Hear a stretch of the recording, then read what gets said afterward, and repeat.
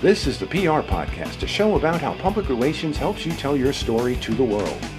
We talk with great PR practitioners who have the skills, creativity, and just plain savvy to get their clients noticed. Now here's your host, Jody Fisher. Hey everyone, and welcome to the PR Podcast. I'm Jody Fisher. Thanks for joining us. Well, make sure you subscribe to our YouTube channel. You can watch episodes as well as listen to them. And I've got the face built for radio, but our guests do not.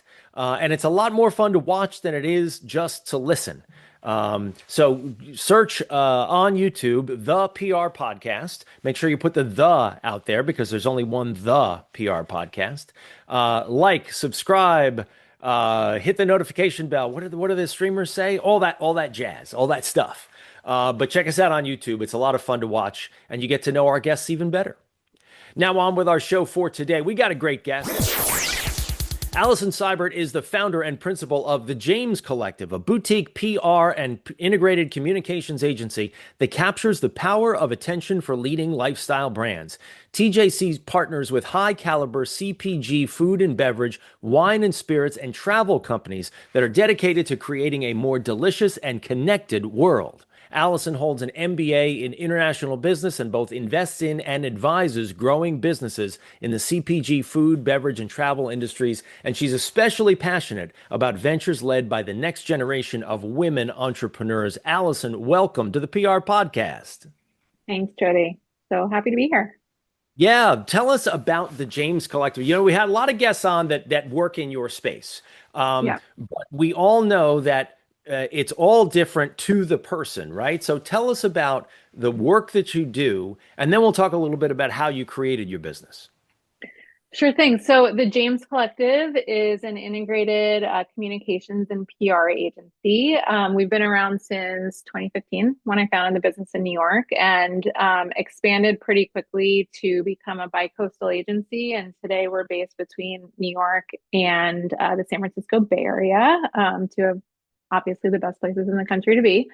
And we really specialize in clients that we feel like are creating a more beautiful, delicious, and connected world. So we're pretty niche down, working with companies who operate within the CPG, especially food and beverage space, wine and spirits, and travel. And for most of our clients, we are working with them on multi-year engagements where we are not just doing traditional PR that, you know, you and I grew up doing, but we become an integrated communications agency, which was always my goal with the company, to be able to really service our clients in a much deeper way where we are really becoming their external comms teams. So we're of course doing PR. We're working a lot on strategic pitches and storytelling and whatnot. But then we also include with all of our clients influencer marketing, strategic partnership and collaboration work, and launching those strategic partnerships and collaborations, organizing select events and trips on behalf of our clients to obviously, you know, get their name out there in a real world experience, and building their strategy for both their content as well as their PR and marketing. And so for us, I think what's really important is we feel like we not only have a seat at the table with our clients from a strategic perspective, because we really understand their industries, we really, really get their pain points. And, you know, especially with the way the world is right now, we're really able to deliver impact in the short term for them, as well as long-term brand building on the long term. And I think the thing that for me is the most rewarding about running the James Collective and what we do outside of, you know, growing my own team is that we do have such tight relationships with our clients that we really become external extensions of their internal teams, which, you know, just makes our work that much better. Yeah, that is the best way that I think agencies like ours can work with clients is be that extension of a team. I think some clients may bring in an external agency because they think they have a connection or a contact, or they, not that we don't, but that's going to be like some sprinkle magic fairy dust that is going to just, you know, take what they already created and amplify it to, you know, fill in the blank, the New York Times or Wine Spectator or Travel and Leisure or whatever, that they couldn't get them to. But it's a lot more than that. It's a lot more than that. It is. Tell me how you work with your clients to become that extension. Yeah. I mean, I think part of it is we are extremely picky about the people that we work with. So we will only take on clients where, and that's, by the way, a huge luxury to be able to say. And I'm very grateful for that. But we will only take on clients where we feel, we might not, of course, we're marketers at the end of the day. We might not be their core demographic, but we really feel like they have a story to tell. We really feel like either they have a great product to sell or a great room to share or whatever it is, and they just need more people to know about it. So we will typically only work with clients where we feel like there is something there that we can really get behind and help them share with the world. That kind of is a layup in my opinion, in terms of our ability to then really authentically become part of their team. And what that looks like for me, and especially with my background in building a business and my MBA and whatnot, is that we are not just looking at, hey, how is PR affecting your business, but we're looking at a much broader, high level of what are the problems in your business? What are the issues with distribution? How is the sales team perhaps not, where are they hitting a wall when they go to sell your product in the market? How can we help kind of create or close the gap a little bit more with that? What are some things that you're just dreaming about that maybe you even haven't even thought that we could help affect, and that we can build towards it? So for us, it really looks like, working with clients that we feel like we can partner with, they're open to partnering with, that we can really do good work for, and then making sure that from day one, we always have a seat at the table. We are always coming back. One of our core values actually is coming back to always asking why. So we are always going back to, why are we doing this? What is the strategy? And how does that then in turn provide impact for both the short term and the long term results and goals for our clients, which allows us that relationship. Are clients sitting across the table, you wanting that ROI in the form of more units sold or more rooms booked, or more, is it the cash register ringing ROI, or is there something else? And how do you navigate that conversation with them? Yeah, it's a great question. And I don't have to tell you that, I actually always joke that if I were able, as an MBA, especially if I were able to start my career over again, I would go into something where I could so easily and so clearly prove the ROI that it would be unshakable, which of course PR, is not that. And it has never been that. What I will say, though, is that we do today, especially compared to when I started my career 20 plus years ago, have so many more tools to affect and track how we impact sales, that then, we are essentially for our clients measuring against many different goals and many different KPIs. So for us, what it looks like is, the conversation we're always having with our clients is, PR is really about skill, as it always has been, building that long-term brand equity, really telling your authentic story, building a community around your brand, your product, your hotel, whatever it is, so that then over the long term, you do have that marketing pull. Now, obviously, we're living in 2026, and we also know that money is everything. ROI is a lot. It's an extremely challenging economy. It's, a competitive market. So what we do at the James Collective is we also use performance PR, coupled with that longer term brand PR. And what that looks like for us, especially given that we work with so many DTC clients and so many clients that are selling a physical product online, is we are able to pull some levers and get some immediate results that we know we can track via things like affiliate PR. We could talk about AI and GEO as well, but we are able to pull some levers that we know can drive direct sales for our clients or impact direct sales, while still not losing that North Star of building that long-term brand equity that will really help their business for the long term. So just to wrap it up, I mean, when we look at measurements and we're at that table with clients, we are never just measuring one thing. We're always measuring share of voice. We're measuring traffic to the site. We're measuring, of course, sales in conjunction with the team, brand awareness from a high level, how many times you're being mentioned, How are you being mentioned? What stories are hitting? How does that align with the overarching goals of a company? So I think that to answer your question, we are always talking, of course, about sales or traffic or whatever it is, but we are always also building in many different metrics that we know will drive whatever the ultimate goal is for the client or for the company. Yeah, it's sort of a balancing act, I guess, that you have to pull off. On the one hand, you've got, the we'll call them the ego-driven, or maybe just the God, I'm missing the word here, but like we've always wanted to be in the fill in the blank publication, right? Mm-hmm. You're balancing that sort of ego reaction to wanting to be there. Not that it wouldn't maybe necessarily drive sales or drive awareness or whatever, with the hard numbers of how many units did we sell.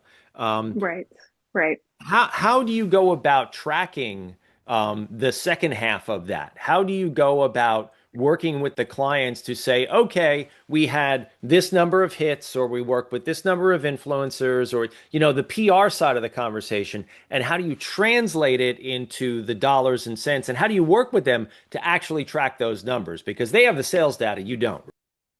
They do. And this is where I will say that us really building the trust and the relationship with the clients that we work with. Again, I feel so lucky. So many, I mean, we have a lot of clients that we bring on every year as new clients, but I mean, one of my clients I've had the business for 11 years. We've worked together for just under 11 years. So there's a different level of, I think, trust and understanding of, what's at stake here, that when you have that longevity with clients, even if you're external to the company, that you're really able to build.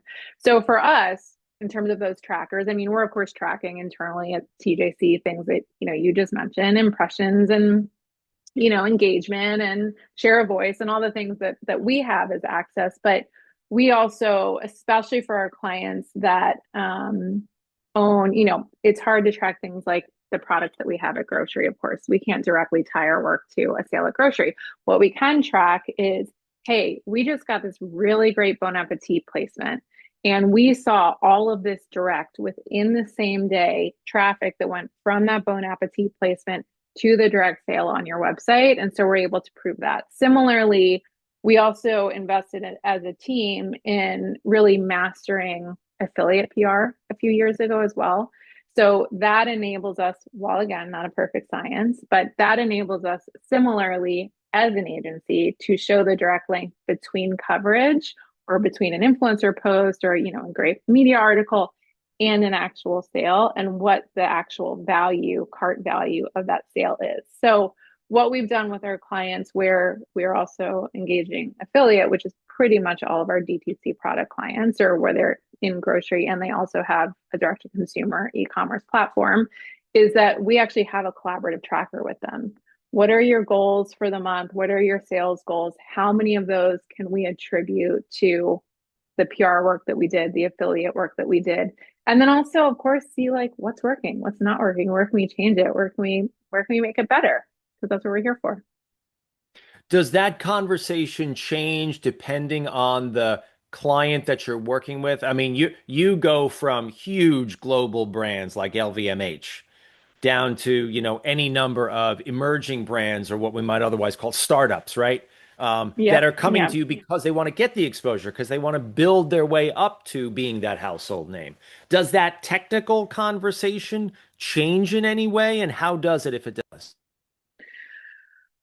If we're talking directly about driving sales, let's say, I mean, I think, right, ultimately at the end of the day, a company, a business is here to sell something. And so no matter if the company is a brand that is owned by Moet Hennessy that we work with, or, a 3-person startup with investment, there is the goals are usually similar, which is drive the story, drive kind of the visibility and the buy-in to the company, share our story, and then also, hey, let's make some money. Let's make some sales here because we want this to be sustainable.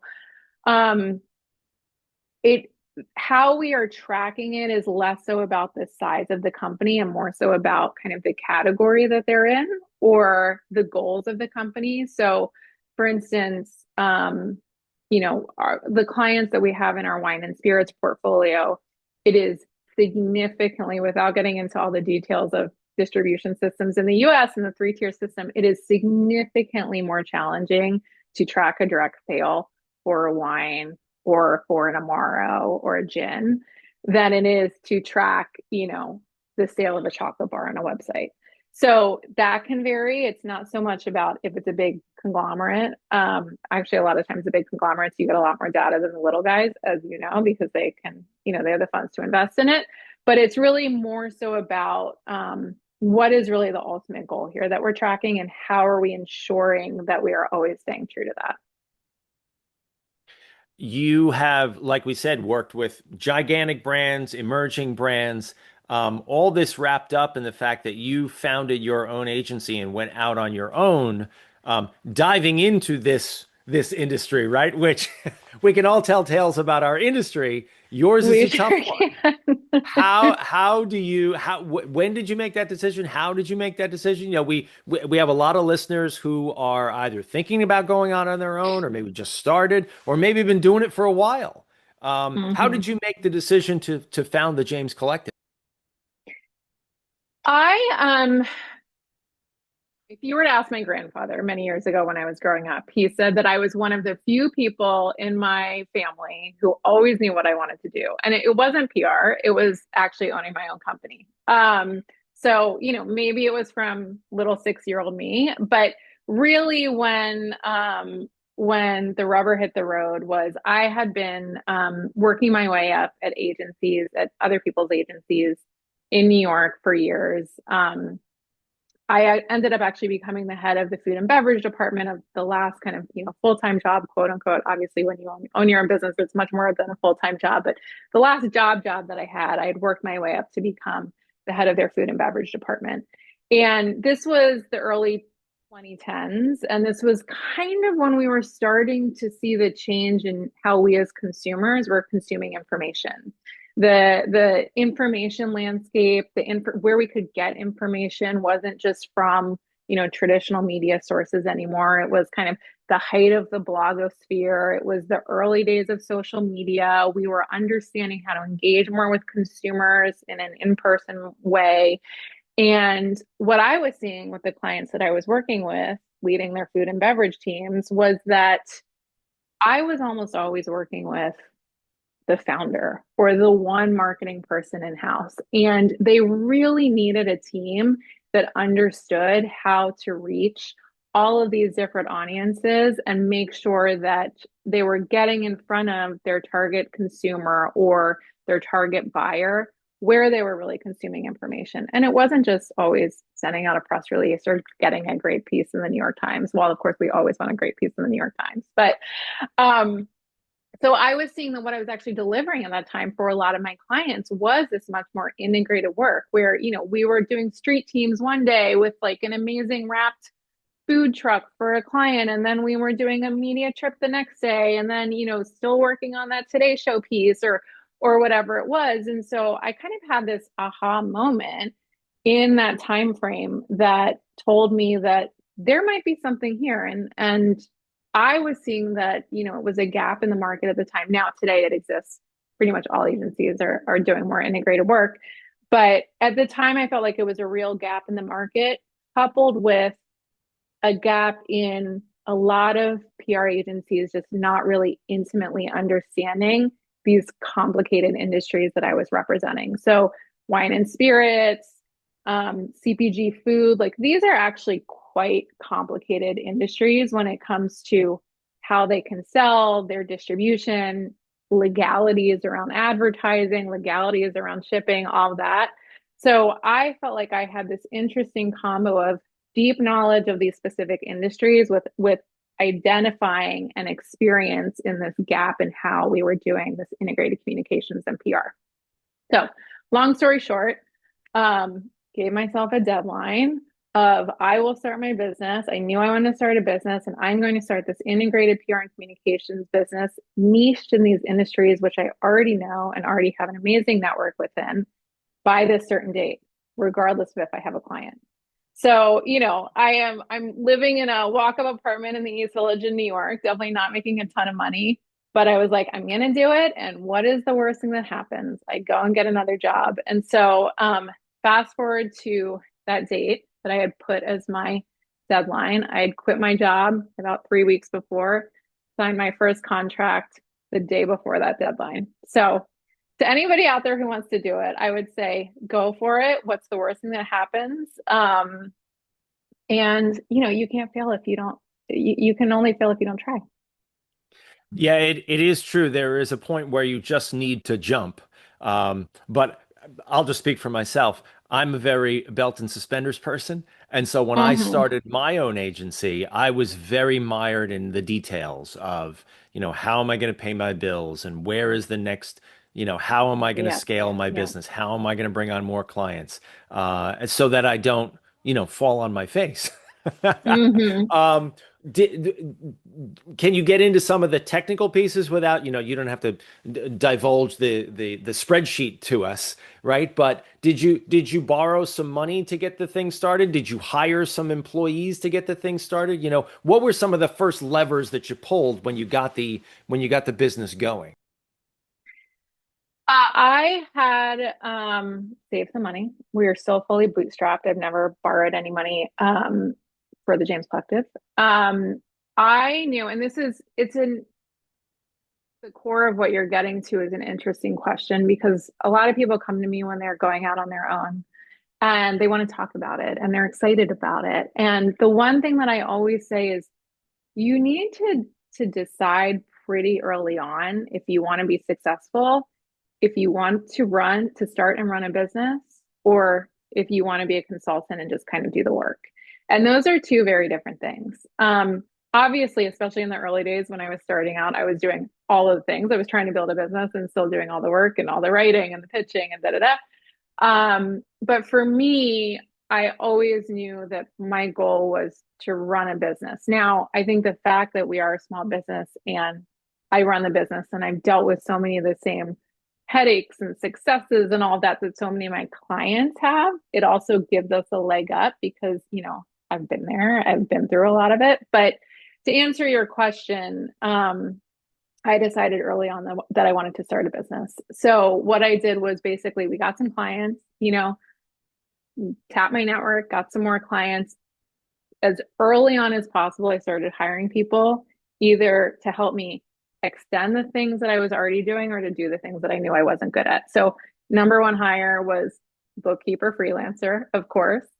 And then my number two hire was about 4 months after starting the business, and I hired my first employee, long-term employee. That's fantastic. And I know that you're also very interested in supporting the next generation of female entrepreneurs, as am I, because I have a daughter who's going to be out in the work world Hmm. one day. And my dad claws come out when I hear people say, girls can't do certain things like play baseball, which she does.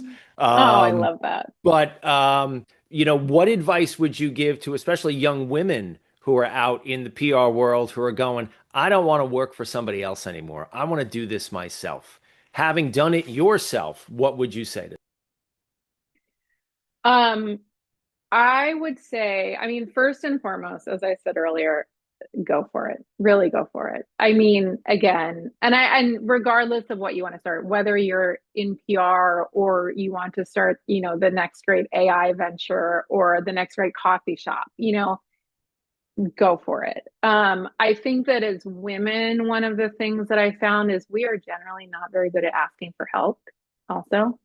And help doesn't mean, you need to get money from somebody or, that you can't do it on your own. But really, there's so much power in community and there's so much power in your network that asking for help from other people, whether it's an introduction or, a referral or just kind of tapping somebody else's brain for something that maybe you don't understand, I think is really valuable, especially when you're first starting your business. Words of wisdom and a great place to round out the conversation. Allison, thanks so much for joining us and sharing your perspectives here today. Thanks, Jody. Appreciate it. We are not done with you yet, however. We are going to segue now into the rapid fire question portion of our podcast. This is where we steal a page from inside the actor's studio. We ask our guests a series of rapid fire questions meant to elicit a simple answer, maybe a laugh or two. With your indulgence, Alison Seibert, let's begin with rapid fire question number 1. What is your favorite news source? New York Times. Most frequently read is the New York Times for sure. If you are on social, I think Jessica Yellen is also doing an excellent job.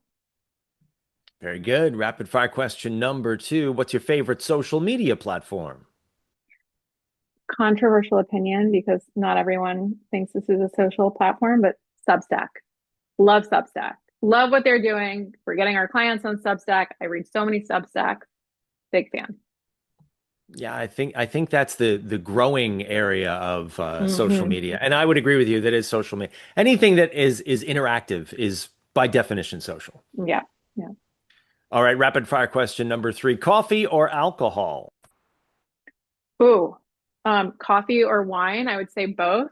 If it's coffee or alcohol, I would say coffee. But I'm married to a winemaker, so I have to say both. Not at the same time, though, of course. Oh, of course. Well, of course. I thought you were going to say not married to the winemaker at the same time. Sorry, I missed that way over my head. Rapid fire question number 4. What's your favorite on-the-run food? Ooh, salted roasted cashews. I always have them on me. Nice. Yeah. And rapid fire question number 5. What do you want to be after you finish this career? Ooh, after I finish this career, I want to do so many more things. I think really kind of what we were talking about earlier is continue to invest in the next generation of women and girl leaders and educators. Fantastic. We'll watch for it. Alison, this has been a great conversation, like we said. Please let people know how they can find you online. Sure. So you can find the James Collective at www.thejamescollective.com. On Instagram, we're just at the James Collective. It's easy. And ditto on LinkedIn. Fantastic. We'll put all the links in the show notes. Alison, thanks again for joining us. And thank you everyone for listening. Please remember to subscribe to the show, connect with us on Facebook, Twitter, Instagram, and TikTok at The PR Podcast, and send us a question or a comment. Our intro is by Christopher Appold. You can find him and his fantastic photography on Instagram at Christopher_APPOLDT. Check him out there and hire him for all your photography needs. You can find me online at Jody Fisher on all the socials and on the web at jodyfisherpr.com. We'll see you next time on the PR Podcast.